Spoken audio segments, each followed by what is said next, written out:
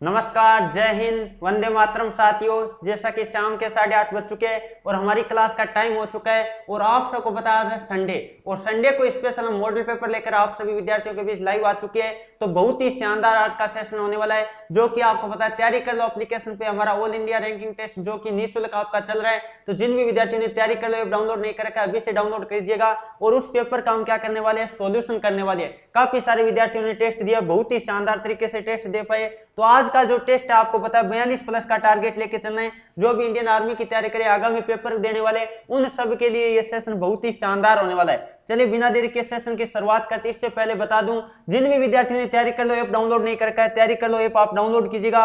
वहां आपको पता है हमारी साप्ताहिक फ्री टेस्ट सीरीज है वो आप लॉन्च हो चुके हैं। जो भी विद्यार्थी लेना चाहते हो अपना एड टू लाइब्रेरी करके वहां जो माई मटेरियल है उसमें वो ऐड हो जाएगा, वहां से अपना टेस्ट दे सकते हैं। अभी भी टेस्ट ओपन है। जो भी विद्यार्थी जिन्होंने भी नहीं दिया जोर दीजिएगा। और जो भी विद्यार्थी मैथ को मजबूत करना चाहते हैं, इंडियन आर्मी की स्पेशल मैथ का कोर्स करना चाहते हैं, तो 1 अगस्त से आपकी क्लासेस शुरू होने वाली है। तो जिन्होंने भी अभी तक रजिस्ट्रेशन नहीं किया है, इंडियन आर्मी का संपूर्ण कोर्स आपको 199 रुपए मिल रहा है। बहुत ही शानदार तरीके से उसका क्या लीजिए, फायदा लीजिए। चलिए बिना देरी के सेशन की शुरुआत करते हैं। फर्स्ट क्वेश्चन आपके सामने आ चुका है। क्वेश्चन नंबर 1 क्या दे रखा है, एशियाई विकास बैंक का मुख्यालय कहां है। पहले बात कर लेते हैं एडीबी की मुख्यालय की बात करें तो एशियाई विकास बैंक के मुख्यालय की बात करें तो बिल्कुल जो ऑप्शन नंबर कौन सा बता रहे हैं, बी बता रहे हैं, मनीला। मनीला की बात करें तो आपको पता होगा फिलीपींस में। अब बात कर लेते हैं, यदि आपको बात करें WHO यानी हम बात कर लेते हैं विश्व स्वास्थ्य संगठन के मुख्यालय की बात करें तो वो आपको पता होगा जिनेवा स्विट्जरलैंड में। और यदि WTO के मुख्यालय की बात करें आपको पता होगा, यदि मैं WTO के मुख्यालय की बात करें तो वो भी आपको पता है जिनेवा स्विट्जरलैंड में। कई बार पेपर में क्वेश्चन आ चुका है।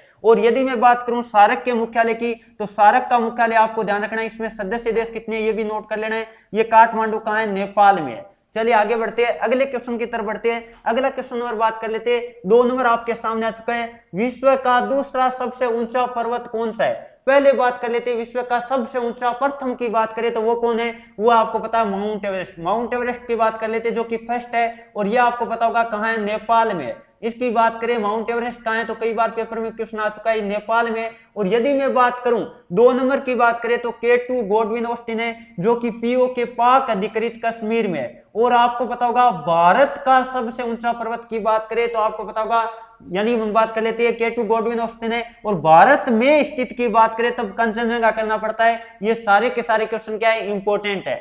चलिए अगले क्वेश्चन की तरफ बढ़ते हैं। अगला क्वेश्चन नंबर बात कर लेते हैं, 3 नंबर आपके सामने आ चुका है, फिरोजाबाद है। फिरोजाबाद की बात कर लेते हैं, किसके लिए प्रसिद्ध है तो फिरोजाबाद की बात करें तो आपको पता होगा चूड़ियों के लिए प्रसिद्ध है।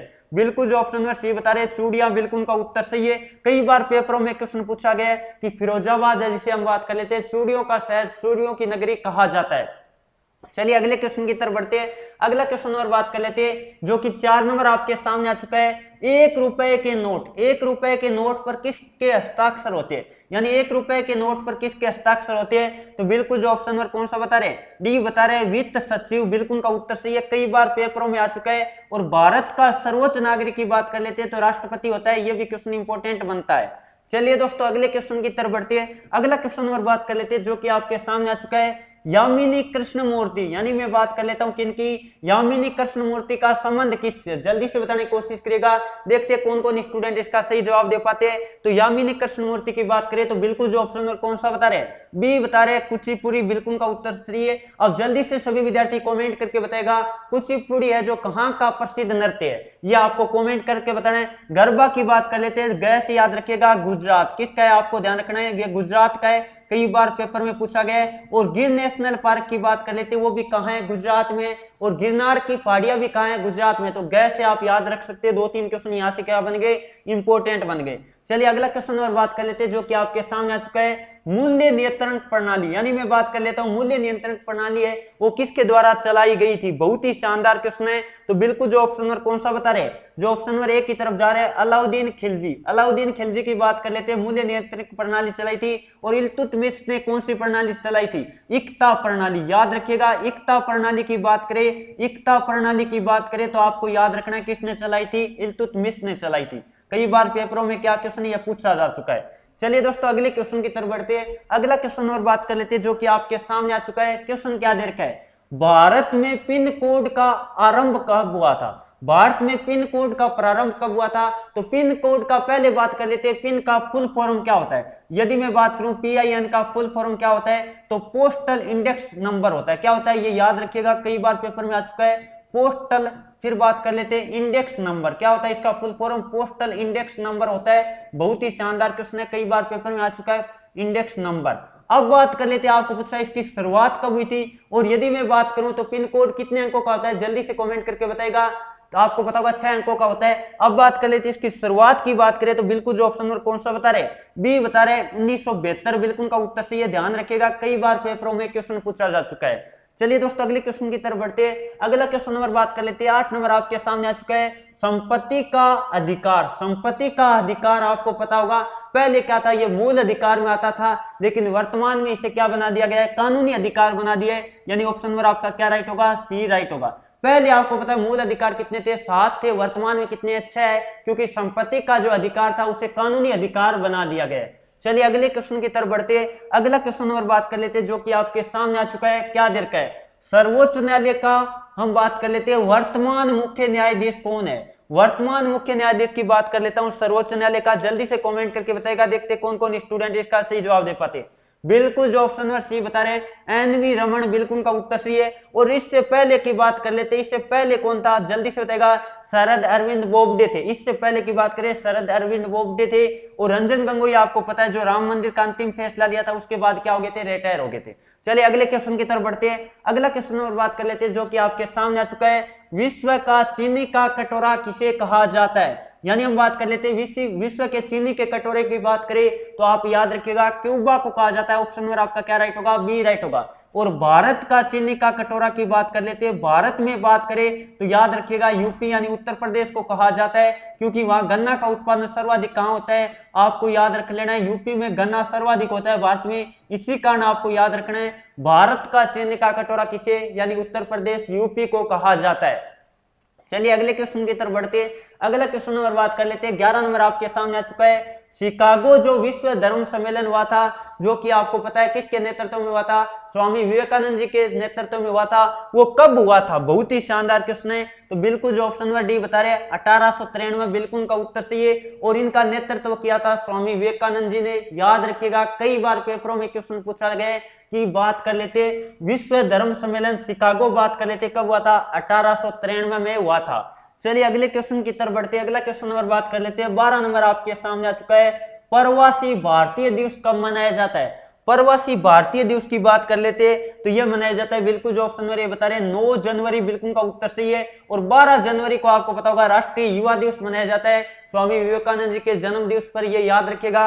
और यदि मैं बात करूं 15 जनवरी को कई बार आ चुका है, भारतीय थल सेना दिवस मनाया जाता है। यह क्वेश्चन कई बार क्या आ चुका है, पेपर में आ चुका है, भारतीय थल सेना दिवस मनाया जाता है। कौन सा दिवस मनाया जाता है, भारतीय थल सेना दिवस मनाया जाता है। और यदि मैं 30 जनवरी की बात करें तो क्या मनाया जाता है, शहीद दिवस मनाया जाता है। याद रखिएगा कौन सा दिवस मनाया जाता है, शहीद दिवस मनाया जाता है, क्योंकि आपको पता होगा इसी दिन गांधी जी की क्या की गई थी, हत्या की गई थी। तो याद रखिएगा शहीद दिवस 30 जनवरी को मनाया जाता है। चलिए अगले क्वेश्चन की तरफ बढ़ते हैं। अगला क्वेश्चन नंबर बात कर लेते हैं जो कि 13 नंबर आपके सामने आ चुका है, मोहनजोदड़ो की खोज किसके द्वारा की गई थी।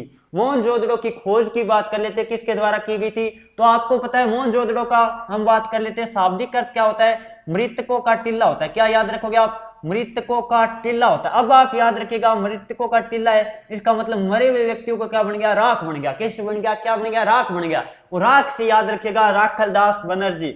ऑप्शन नंबर आपका क्या राइट होगा, ए राइट होगा। और कब की थी आपको पता होगा, 1922 में की थी। कब की थी, 1922 में की थी। और यदि मैं बात करूं हड़प्पा की तो राय बहादुर दयाराम साहनी ने की थी। हड़प्पा की बात कर लेते तो राय बहादुर दयाराम साहनी ने की थी। ये कब की थी, 1921 में की गई थी। हड़प्पा प्रथम खोजा गया स्थान था सिंधु घाटी सभ्यता का, इसी कारण इसको हड़प्पाकालीन सभ्यता भी कहा जाता है। चलिए अगले क्वेश्चन की तरफ बढ़ते हैं। अगला क्वेश्चन नंबर बात कर लेते हैं जो कि आपके सामने आ चुका है, कर्क रेखा भारत के कितने राज्यों से होकर गुजरती है। कर्क रेखा की बात करें भारत के कितने राज्यों से होकर गुजरती है, तो बिल्कुल जो ऑप्शन नंबर बी बता रहे हैं कितने, 8। और जल्दी से सभी विद्यार्थी कमेंट करके बताएगा, आपका होमवर्क रहेगा कि कौन कौन से 8 राज्यों से गुजरती है। यह आज सभी विद्यार्थियों को क्या करना है, कमेंट करके बताना और ट्रिक के साथ बताना। देखते हैं कौन कौन विद्यार्थी, क्योंकि आगे जो भी विद्यार्थी देखा उनको पता चलेगा, ट्रिक विद्यार्थी अलग अलग तरह से लिखेंगे। अगला क्वेश्चन नंबर 15 आपके सामने आ चुका है, रणथंभौर वन्य जीव अभ्यारण्य कहाँ है? रणथंभौर वन्य जीव अभ्यारण्य की बात कर लेते हैं तो पहले बात कर लेते हैं ये कहाँ है? यह है राजस्थान में। कहाँ है? राजस्थान में। और कई बार पेपरों में इंडियन आर्मी में रिपीट हो चुका है। सरिस्का की बात कर लेते हैं, वो भी राजस्थान अलवर में। सरिस्का वन्य जीव अभ्यारण्य की बात करें तो वो कहाँ है?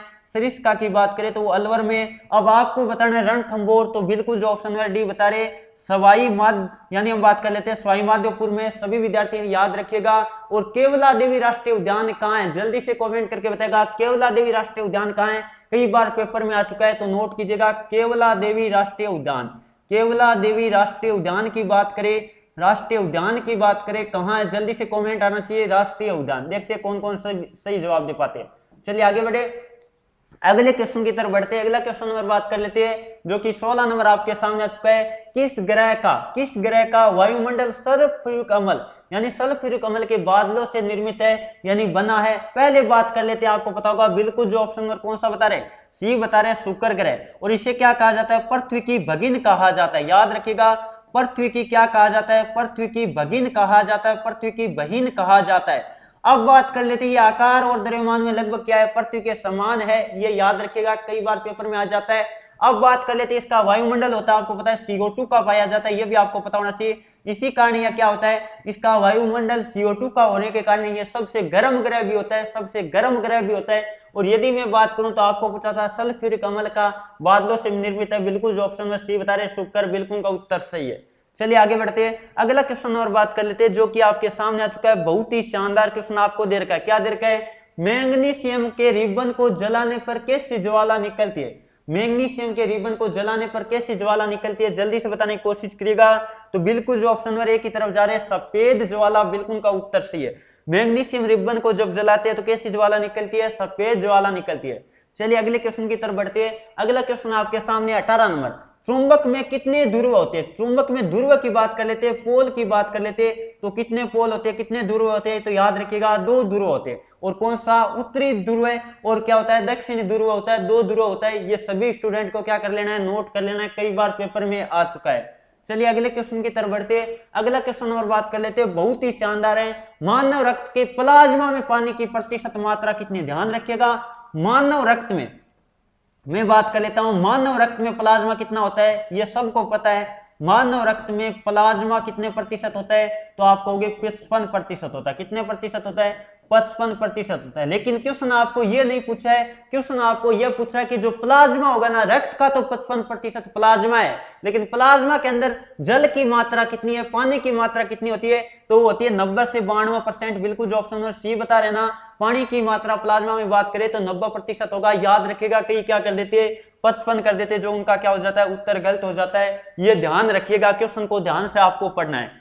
चलिए अगले क्वेश्चन की तरफ बढ़ते हैं। अगला क्वेश्चन देर का है, पेसमेकर की बात कर लेते हैं, का संबंध किससे? तो हृदय की जो हम बात कर लेते हैं, गति को नियंत्रित करने के लिए किसका उपयोग किया जाता है? दिल की धड़कन को हम बात कर लेते हैं, नियंत्रित करने के लिए किसका उपयोग किया जाता है? पेसमेकर का यूज किया जाता है। तो बिल्कुल जो ऑप्शन नंबर सी बता रहे हैं, हृदय, बिल्कुल का उत्तर सही है। कई बार भाई पेपरों में आ चुका है, तो सभी स्टूडेंट क्या कीजिएगा? नोट कीजिएगा। चलिए अगले क्वेश्चन की तरफ बढ़ते हैं। अगला क्वेश्चन और बात कर लेते हैं जो कि आपके सामने आ चुका है, लार में कौन सा एंजाइम होता है? एंजाइम की बात कर लेते हैं, क्या होते हैं? एंजाइम एक तरह के क्या होते हैं? जैव उत्प्रेरक होते हैं। याद रखिएगा, एंजाइम क्या होते हैं? जैव उत्प्रेरक होते हैं, एक तरह के उत्प्रेरक होते हैं जो स्वयं परिवर्तित नहीं होते, और आपको पता है रासायनिक अभिक्रिया को, गति को क्या कर देते हैं? बढ़ा देते हैं। तो ये जैव उत्प्रेरक का काम करते हैं एंजाइम, याद रखिएगा। और एंजाइम क्या होते हैं? जैव उत्प्रेरक होते हैं। अब आपको बताना है, और ज्यादातर एंजाइम प्रोटीन होते हैं या कार्बोहाइड्रेट होते हैं या वसा होता है, क्या होता है? जल्दी से कमेंट में जवाब आना चाहिए, मैंने कई बार आप बता रखा है। अब बात कर लेते हैं, यदि मैं लार में पाए जाने वाले एंजाइम की बात करूं तो बिल्कुल जो ऑप्शन नंबर कौन सा बता रहे? जो ऑप्शन नंबर बी की तरफ जा रहे हैं, टाइलिन, बिल्कुल का उत्तर सही है।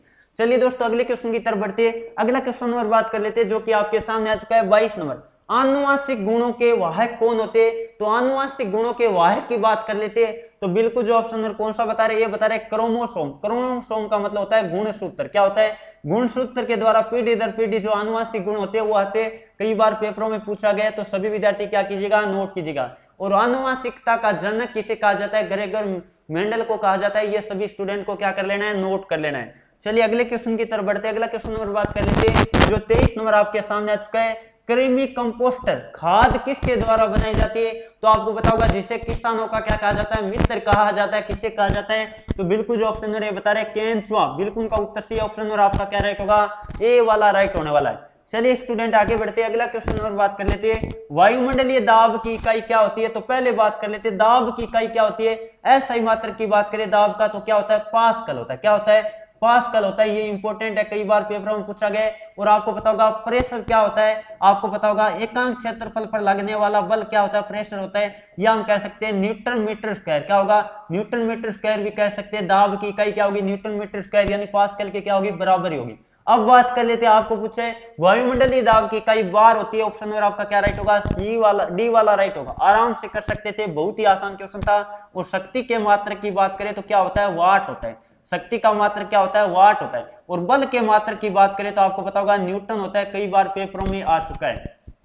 चलिए अगले क्वेश्चन की तरफ बढ़ते हैं। अगला क्वेश्चन और बात कर लेते हैं, रेडियो सक्रियता की खोज किसने की थी? बहुत ही शानदार क्वेश्चन है, रेडियो सक्रियता की खोज किसने की? देखते हैं कौन कौन स्टूडेंट इसका सही जवाब दे पाते हैं। बिल्कुल जो ऑप्शन नंबर सी बता रहे हेनरी बेकुरल, बिल्कुल का उत्तर सही है, कई बार पेपरों में आ चुका है। तो सभी स्टूडेंट क्या कीजिएगा, नोट कीजिएगा। चलिए अगला क्वेश्चन नंबर बात कर लेते हैं, जो कि 26 नंबर आपके सामने आ चुका है। निम्न में से कौन सा स्टेनलेस स्टील का घटक नहीं है? स्टेनलेस स्टील एक तरह का क्या होता है, आपको पता है, मिश्र धातु होता है।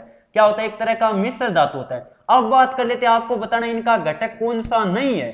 तो जल्दी से देखिएगा, आपको पता होगा क्रोमियम होता है, लोहा भी होता है और निकिल भी होता है। ये तो मुख्य इसके क्या होते हैं, घटक होते हैं। जबकि इसमें एल्यूमिनियम नहीं होता। ऑप्शन नंबर आपका क्या राइट होगा, ए राइट होगा। एल्यूमिनियम का प्रतीक होता है एल। क्या होता है, एल होता है। ये सभी स्टूडेंट नोट कीजिएगा।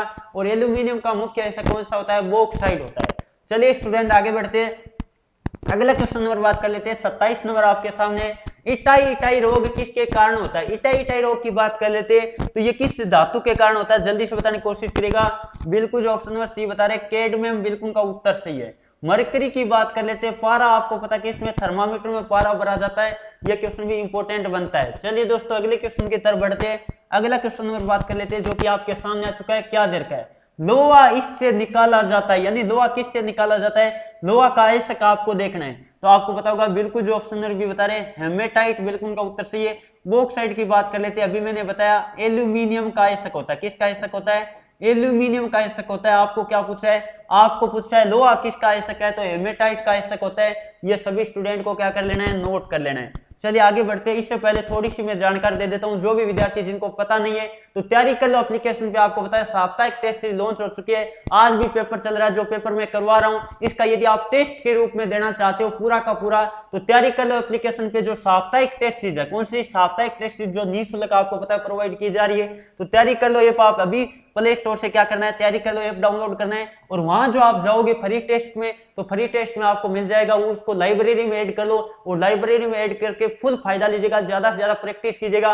और इसकी जो संपूर्ण पीडीएफ है सॉल्यूशन वाली, वो पीडीएफ भी आपको तैयारी कर लो ऐप पर वहां ऐड कर दी जाएगी, तो वहां फायदा लीजिएगा ज्यादा से ज्यादा। और जो विद्यार्थी मैथ का टॉपिक वाइज वीडियो देखना चाहते हैं, टॉपिक वाइज पूरा कोर्स लेना चाहते हैं, जैसे मैं ऑफलाइन पढ़ाता हूं वैसा यदि आप ऑनलाइन पढ़ना चाहते हैं, बेहतर करना चाहते हैं, मैथ जिनके भी कमजोर है एकदम बेसिक से सीखना चाहते हैं, तो 1 अगस्त से हमारा न्यू बैच जो अनाउंस हो चुका है, और जो 199 रुपए में मात्र शुल्क पे आपको पूरा संपूर्ण मैथ का कोर्स मिल रहा है। जो कि आपको पता है यदि आप ऑफलाइन हमारे पास आते हो तो काफी सारे आपके पैसे लगते हैं, लेकिन ऑनलाइन बिल्कुल कम प्राइस पे आपको मिल रहा है, तो उसका फायदा लीजिएगा।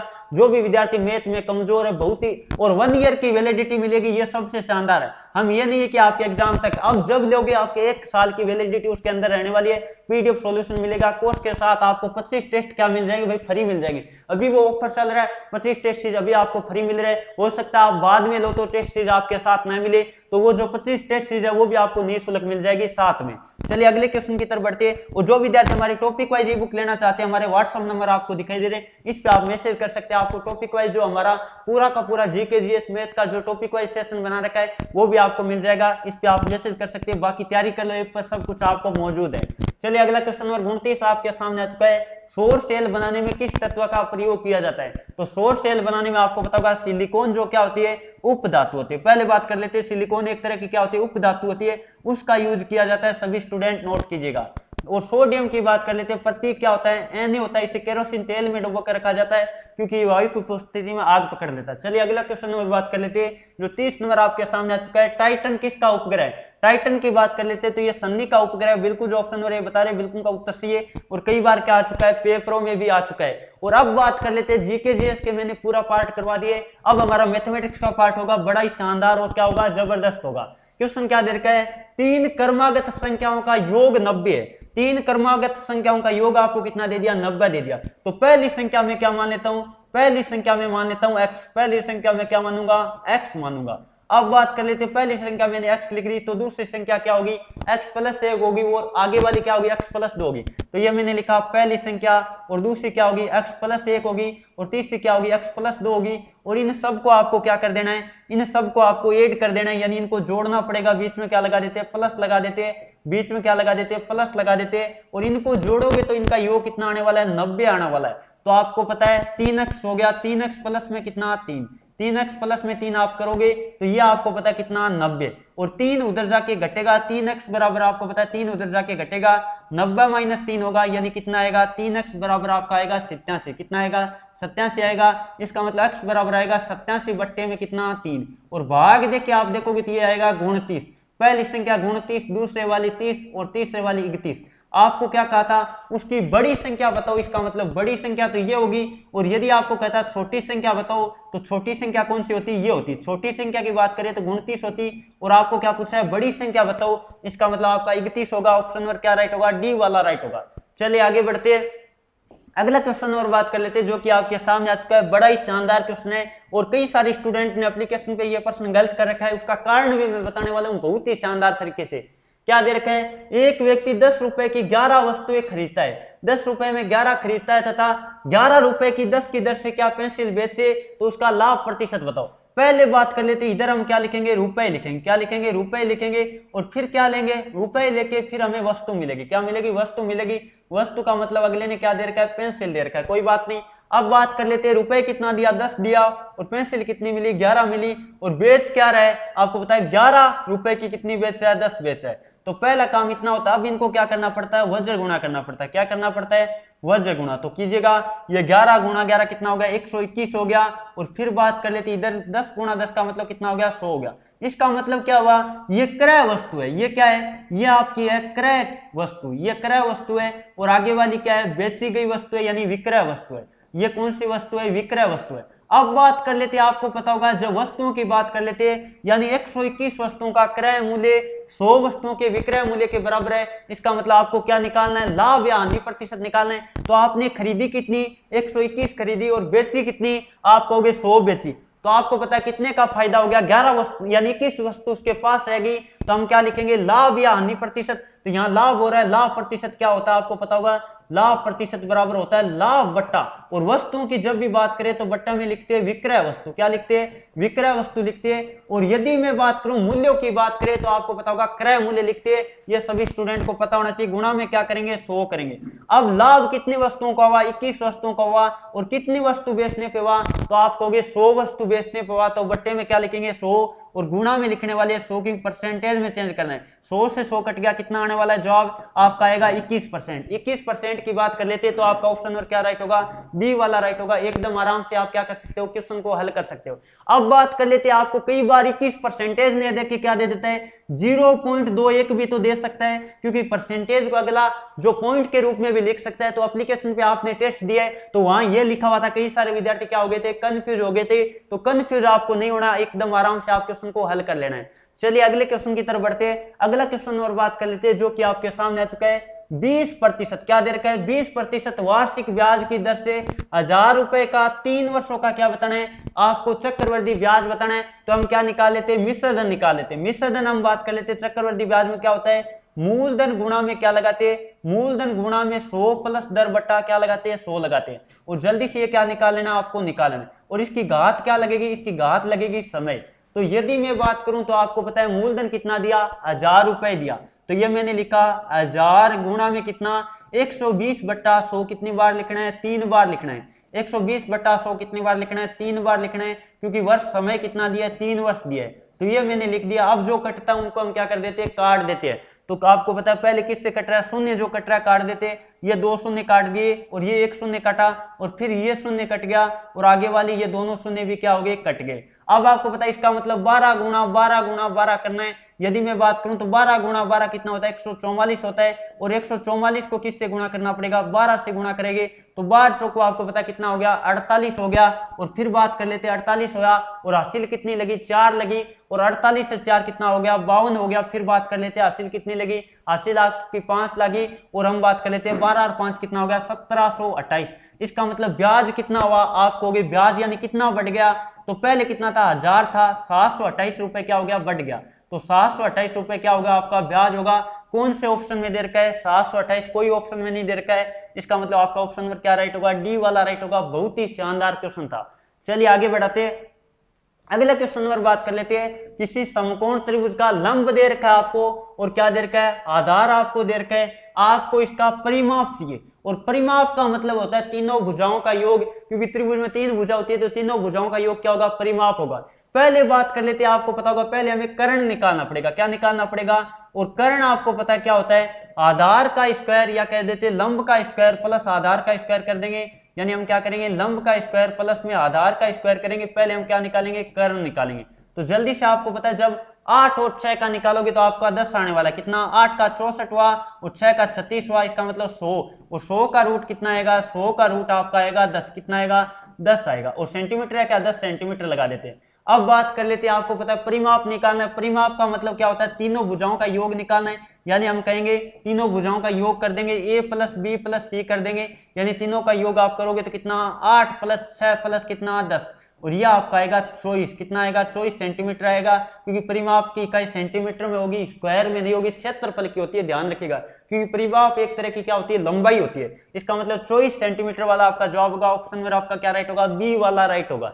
चलिए आगे बढ़ाते हैं, अगला क्वेश्चन नंबर बात कर लेते हैं। 15 आदमी किसी काम को 20 दिन में करते हैं तो 25 आदमी उसी काम को कितने दिन में करेंगे, तो आपको क्या लगाना है MDH बट्टा W लगा देना है। तो पहले बात कर लेते कितना 15 आदमी कितने दिन में करे 20 दिन में करे, और आपको कह रहा है 25 आदमी कितने दिन में करेंगे, तो दिन हमें ज्ञात करना है डी लिख दिया। अब बात कर लेते जो पहले कटता है उनको हम क्या कर देते हैं काट देते हैं, तो ये 5 से काट दिया 5 बार और ये 5 से 4 बार। अब बात कर लेते 5 से वापस काट दो, ये 5 से 3 बार कटेगा, डी बराबर आएगा 3 गुणा में 4, और 3 गुणा में 4 का मतलब कितना आएगा 12 दिन आपका जवाब आएगा, कितना दिन आएगा 12 दिन आएगा। देखिएगा कौन सा ऑप्शन है, ऑप्शन नंबर आपका ए वाला राइट होगा।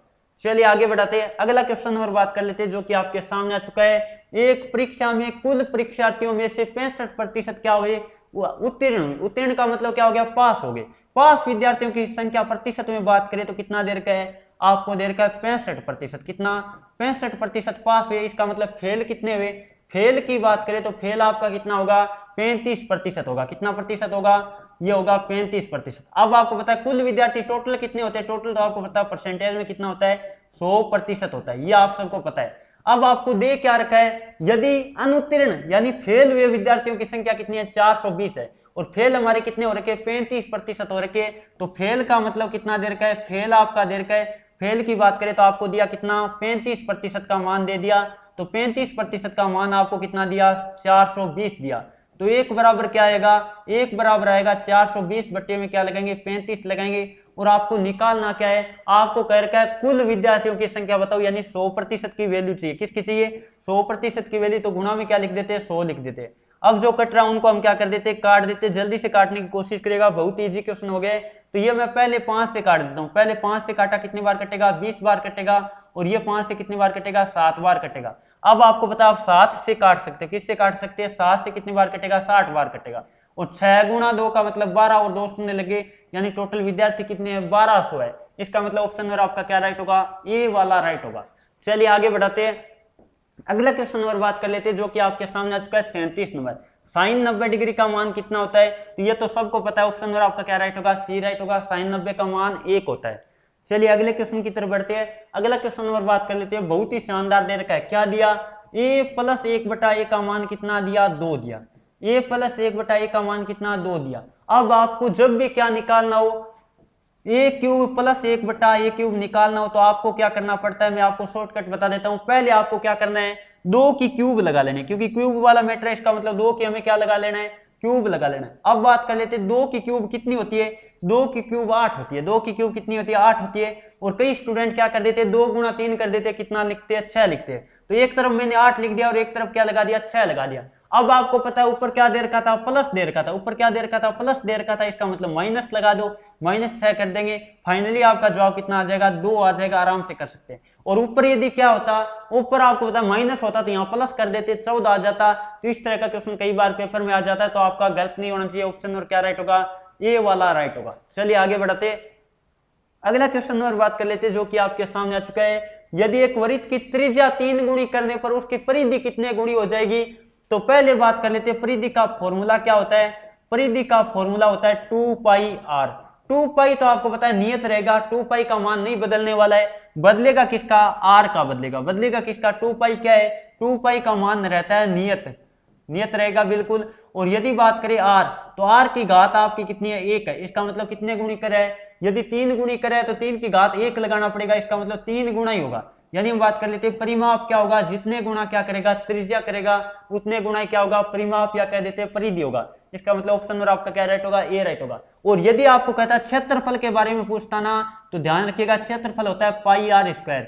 पाई तो नियत है, आर की क्या है, स्क्वायर है। क्षेत्रफल के बारे में पूछता तो आर की स्क्वायर करते, 3 का स्क्वायर करते, 9 गुना हो जाता। इससे आपको सारी की सारी चीजें क्या रखनी है, ध्यान में रखनी है।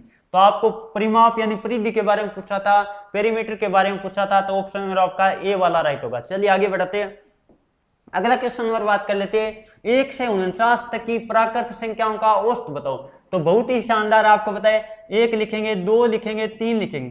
पहले बात तो आपको पता है प्राकृत संख्याओं का अंतर क्या होता है, अंतर समान रहता है। और जब भी अंतर समान हो तो वो कहलाती है समांतर श्रेणी। क्या कहलाती है, समांतर श्रेणी कहलाती है। और समांतर श्रेणी जब भी हो, एवरेज आपको निकालना हो तो प्रथम प्लस अंतिम बट्टा 2 कर देते। क्या, औसत आपको निकालना हो जब भी अंतर समान हो पदों का, तो हम करते हैं पहला प्लस अंतिम बट्टा 2, पहला प्लस अंतिम बट्टा 2 कर देंगे। तो आप जल्दी से कर दो, पहला कितना है, 1 है, और अंतिम कितना है, 49 है। तो 1 प्लस 49 बट्टा 2 यानी 50 बट्टा 2 होगा। आपका जवाब कितना आने वाला है, 25 आने वाला है। ऑप्शन नंबर आपका क्या राइट होगा, सी वाला राइट होगा। चलिए आगे बढ़ाते हैं, अगला क्वेश्चन नंबर बात कर लेते हैं जो कि आपके सामने आ चुका है। क्या दे रखा है, a प्लस बी का स्क्वायर और माइनस ए माइनस बी का स्क्वायर। तो पहले बात कर लेते हैं इसका फॉर्मूला क्या होता है, आपको पता होगा ए स्क्वायर प्लस में क्या होता है, बी स्क्वायर, और प्लस क्या होता है, 2ab होता है, बिल्कुल होता है। अब बात कर लेते हैं आगे, आपको पता है माइनस लगा रखा है, इसका मतलब इसको अंदर पहले हल करना पड़ेगा। तो इसका फॉर्मूला क्या होता है, ए स्क्वायर प्लस बी स्क्वायर, और क्या होता है माइनस 2ab होता है। अब बात कर लेते हैं, आप यदि फॉर्मूला अंदर खोलोगे तो माइनस जब भी कोष्ट के बाहर हो तो अंदर वाले चिन्ह क्या हो जाते हैं, परिवर्तित हो जाते हैं। इसका मतलब क्या करेंगे, ये ए स्क्वायर प्लस में बी स्क्वायर, बिल्कुल। और आगे बात कर लेते हैं प्लस 2ab, फिर चिन्ह परिवर्तित कर दो, ए स्क्वायर माइनस बी स्क्वायर, फिर बात कर लेते हैं प्लस 2ab हो गया। तो आपको पता है ये एक प्लस का एक माइनस का कट गया, बिल्कुल, और ये भी कट गया बी स्क्वायर से माइनस बी स्क्वायर वाला। और आपको पता है 2ab और 2ab कितना हो गया, 2ab और 2ab आपका क्या होगा, जुड़ेगा, यानी 4ab हो जाएगा। कितना ab हो जाएगा, 4ab हो जाएगा। देखिएगा ऑप्शन नंबर आपका क्या राइट होगा, बी वाला राइट होगा। चलिए आगे बढ़ाते हैं, अगले क्वेश्चन की तरफ बढ़ते हैं। अगला क्वेश्चन और बात कर लेते हैं, बहुत ही शानदार। ऐसे दो कोण जिनका योग 180 डिग्री होता है, जिनका योग 180 डिग्री होता है, ऐसे कोण को कहते हैं हम संपूरक कोण। याद रखिएगा, संपूर्ण कोण नहीं कहते, संपूरक कोण कहते हैं। इसका मतलब आपका ऑप्शन नंबर सी वाला राइट होगा। योग यदि क्या हो 180 डिग्री हो तो क्या कहते हैं, संपूरक कोण कहते हैं। और योग क्या हो, योग 90 डिग्री हो ना, योग 90 डिग्री हो दो कोणों का योग, तब हम कहते हैं पूरक कोण। और संपूर्ण कोण का मतलब होता है 360 डिग्री का कोण। 360 डिग्री का कोण को क्या कहते हैं, संपूर्ण कोण या वरित कोण कहते हैं, क्योंकि एक चक्कर क्या हो जाता है, पूरा हो जाता है। यदि मैं बात करूं ऋजु कोण की बात करें तो यह होता है 180 डिग्री का कोण। 180 डिग्री का कोण होता है, ध्यान रखिएगा। आपको पूछा दो कोणों का योग 180 हो, इसका मतलब संपूरक कोण होगा, याद रखिएगा। चलिए अगले क्वेश्चन की तरफ बढ़ते हैं। अगला क्वेश्चन और बात कर लेते हैं जो कि आपके सामने आ चुका है। क्या दे रखा है, एक घन की भुजा कितनी है, 6 सेंटीमीटर है। और उस घन को क्या पिघला कर क्या बनाना है, 2 सेंटीमीटर भुजा वाले कितने घन बनाए जा सकते हैं। इसका मतलब पहले बात कर लेते हैं, पूरा आयतन होगा बड़े वाला घन, उसमें छोटे वाले घन के आयतन का भाग देंगे तो घनों की संख्या वो आ जाएंगे। तो हम घनों की हमें क्या निकालनी है, संख्या निकालनी है। तो मैं लिखूंगा घनों की संख्या, और घनों की संख्या क्या होगा, बड़े वाला घन का आयतन लिखेंगे और बट्टे में छोटे वाले घन का आयतन लिखेंगे। और आयतन का फॉर्मूला क्या होता है, भुजा क्यूब होता है। घन का आयतन क्या होता है, भुजा क्यूब होता है। तो बड़े वाला का क्या करेंगे, 6 गुणा 6 गुणा 6 करेंगे, भुजा क्यूब बिल्कुल कर दिया। और छोटे वाले का क्या करेंगे, 2 गुणा 2 गुणा 2 करेंगे। अब 2 से आप काट सकते हो तो आपको पता है 3 बार कटेगा, सब 3 बार कटेगा और 3 गुणा 3 गुणा 3 यानी 27 आ गया। कितना? 27 घन बनेंगे। ऑप्शन नंबर आपका क्या राइट होगा? सी वाला राइट होगा। चलिए अगले क्वेश्चन की तरफ बढ़ते हैं।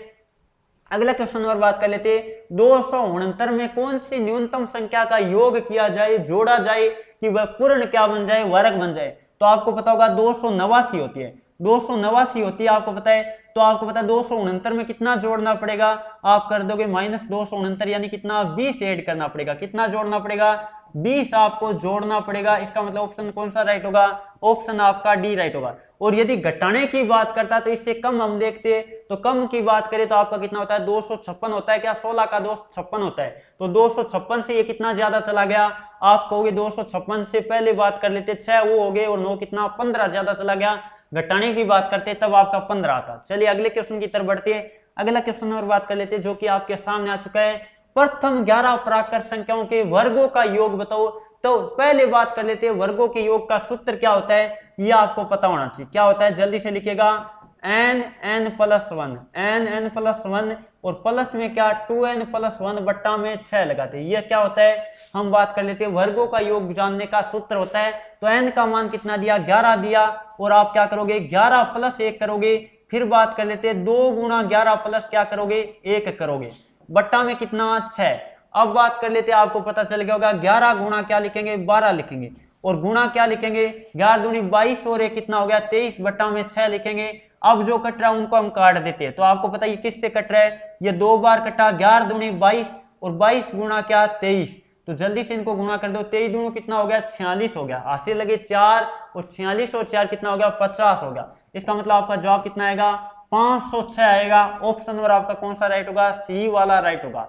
चलिए अगले क्वेश्चन की तरफ बढ़ते हैं। अगला क्वेश्चन और बात कर लेते हैं जो कि आपको पता है रीजनिंग का पार्ट शुरू हो चुका है। 5 क्वेश्चन आपके रीजनिंग के होने वाले। घड़ी के लिए समय, घड़ी क्या दर्शाती है? समय दर्शाती है। तो थर्मामीटर आपको पता है क्या दर्शाता है? ताप दर्शाता है। थर्मामीटर क्या दर्शाता है? ताप दर्शाता है। इसका मतलब ऑप्शन नंबर आपका क्या राइट होगा? ए वाला राइट होगा। और यदि मैं बात करूं दाब कौन दर्शाता है? बैरोमीटर की बात करें तो वो क्या दर्शाता है? दाब दर्शाता है। चलिए अगले क्वेश्चन की तरफ बढ़ते हैं। अगला क्वेश्चन और बात कर लेते हैं जो कि आपके सामने दे रखा है। यदि 42 विद्यार्थियों की एक क्या है? कक्षा है, उसमें कांता का क्रम ऊपर से कौन सा है? 16वां है। ऊपर से 16वां है तो आपको कह रहा है नीचे से यानी अंत से क्रम क्या होगा? तो हम क्या कर देते हैं? 42 में एक जोड़ देते हैं, क्योंकि आपको पता है कांता दोनों तरफ से गिनती होगी। तो आपको पता है 43 करके फिर क्या करना पड़ेगा? घटाना पड़ेगा 16। तो ये मैंने घटाया 43 माइनस क्या कर देते हैं? 16 कर देते हैं। ये कितना बचा? 7 बचा। एक इधर हासिल गई, कितना बचा? 2 बचा, यानी 27वां होगा। कौन सा क्रम होगा? नीचे से क्रम की बात करें तो आपका 27वां होगा। ऑप्शन नंबर आपका क्या राइट होगा? डी वाला राइट होगा। चलिए अगले क्वेश्चन की तरफ बढ़ते हैं। अगला क्वेश्चन नंबर बात कर लेते हैं जो कि आपके सामने आ चुका है। यदि किसी सांकेतिक भाषा में, किसी भाषा में लव को क्या लिखा जा रहा है? आप देखिएगा LOVE, इनको क्या लिखा है? इनको लिखा है MPWF। क्या लिखा? MP और WF लिखा है। तो देखिएगा आपको पता है कि L के आगे क्या आता है? M आता है। O के आगे क्या आता है? P आता है। और V के आगे क्या आता है? W आता है। और E के आगे क्या आता है? F आता है। इसका मतलब अगले वाला लिखा है। तो WAR को क्या लिखेंगे? W के आगे क्या आता है? आपको पता होगा X आता है, WX। और A के आगे B आता है, R के आगे क्या आता है? S आता है। इसका मतलब आपका जवाब कौन सा होगा? XBS, यानी ऑप्शन नंबर आपका A वाला राइट होगा। चलिए अगले क्वेश्चन की तरफ बढ़ते हैं। अगला क्वेश्चन और बात कर लेते हैं। क्या दे रखा है? विजय कहता है आनंद की माता मेरी माता की एकमात्र क्या है? पुत्री है। यानी हम बात कर लेते हैं आनंद की माता है वो मेरी माता की एकमात्र पुत्री है। तो इसका मतलब क्या हो गया? विजय का उससे किस प्रकार संबंधित है? आनंद है वो विजय से किस प्रकार संबंधित है? तो आपको पता होगा आनंद विजय का क्या होगा? भांजा होगा। और यदि बात करें विजय क्या होगा? तो विजय उसका मामा हो जाएगा। बहुत ही आसान क्वेश्चन आपको दे रखा था। चलिए अगले क्वेश्चन की तरफ बढ़ते हैं। अगला क्वेश्चन आपके सामने आ चुका है। निम्न श्रेणी में गलत पद बताइए। तो आपको पता है 2 लिखा है, 3 लिखा है, 5 लिखा है, 7 लिखा है, 11, 13, ये सारी अभाज्य संख्या है। लेकिन ये कौन सी संख्या होगी? ये आपकी भाज्य संख्या होगी। इसका मतलब ये पद क्या हो गया? गलत हो गया। ऑप्शन नंबर आपका कौन सा राइट होगा? डी वाला राइट होगा। अब जल्दी से सभी स्टूडेंट कमेंट करके बताएगा आपकी आज की क्लास में कितना स्कोर है। देखते हैं किन किन विद्यार्थियों ने कितना स्कोर। मैंने आपको 42 प्लस का टारगेट दिया था उम्मीद करता हूं वो टारगेट आप सभी विद्यार्थियों ने अचीव कर लिया है। और जो भी विद्यार्थी जिन्होंने भी तैयारी कर लो एप्लीकेशन पे, जो साप्ताहिक टेस्ट सीरीज लॉन्च हो चुका है, प्रत्येक रविवार आपका साप्ताहिक टेस्ट होगा। तो जिन भी विद्यार्थियों ने तैयारी कर लो ऐप डाउनलोड नहीं कर रखा है, तो अभी हम बात कर लेते हैं, गूगल प्ले स्टोर पे जाइएगा, तैयारी कर लो ऐप सर्च कीजिएगा, या आपको कमेंट में भी लिंक मिल जाएगा, वहां लिंक पे क्लिक करके भी खरीद सकते हैं। अब बात कर लेते हैं, जो भी विद्यार्थी क्या है अपना मैथ का क्या करना चाहते हैं, मजबूत करना चाहते हैं, तो तैयारी कर लो एप्लीकेशन पर मेरे स्वयं का मैथ का स्पेशल आर्मी स्पेशल बैच आ चुका है, जिसका हम बात कर लेते हैं। 1 अगस्त से आपके वीडियो आने शुरू हो जाएंगे। तो जिन भी विद्यार्थियों ने अभी तक रजिस्ट्रेशन नहीं किया, 199 रुपए में आपको संपूर्ण कोर्स मिल रहा है, और उसमें जो 25 टेस्ट सीरीज है जो आपको पता 99 रुपए की थी, वो भी क्या मिल रही है, फ्री मिल रही है। तो अभी आपके पास मौका है, जिन भी विद्यार्थियों ने तैयारी कर लो ऐप डाउनलोड नहीं कर रखा है अभी डाउनलोड कीजिएगा। और जो विद्यार्थी अपना सारा का सारा टॉपिक वाइज पढ़ना चाहते हैं, यानी हम बात कर लेते हैं जीके हो गया, जीएस हो गया, मैथमेटिक्स हो गया, यानी पीडीएफ के रूप में वो निकलवा कर नोट्स के रूप में पढ़ना चाहते हैं, तो हमारे जो मोबाइल नंबर आपको व्हाट्सएप नंबर दिखाई दे रहे हैं उस पर आप मैसेज कर सकते हैं, आपको लिंक मिल जाएगा, वहां से आप परचेज कर सकते हैं जो हमारी ई बुक है। चलिए दोस्तों, आज का सेशन उम्मीद करता हूं आपको पसंद आया होगा। आज के सेशन को मैं यही समाप्त करता हूं। Thank you for watching. जय हिंद, जय भारत।